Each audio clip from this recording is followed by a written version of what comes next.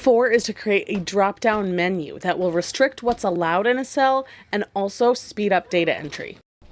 Creating a drop-down menu of options is actually super easy. I'm going to use this last column that's called QC status, and you can see that the options that I want is ready for QC, QC passed, and QC failed.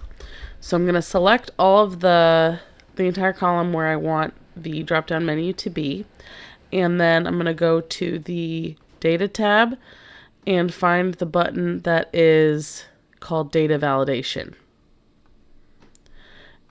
And in this box, in the allow field, go down to list, and then in the source, you just type in a list of the options. So, and then you separate them by a comma. Okay, there we go. You can put a space in between. It doesn't really matter. So now, all I did was click OK, that's it. Now there's a drop-down menu here with all of those options. And if you try to type something else in, an error comes up. So you are restricting what's allowed in that cell.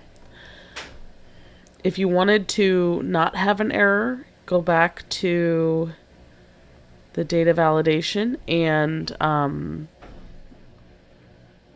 error alert. You can go to the error alert tab and uncheck that. Now, if you try to type something else in, it allows it. So that's just preference. That's just, you'll know what you need for your spreadsheet. But for any columns or cells where you think it would be helpful for the user, whether that's you or somebody else, to have a drop-down list, I encourage you to go and do that. This is great for category columns.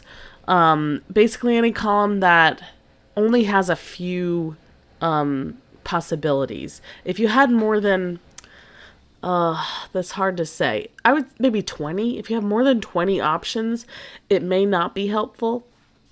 But if you have a handful, like less than 10, I'd say definitely do it. Definitely. Thank you for watching. You can find the next video in the Spreadsheet Tune-Up mini course right here.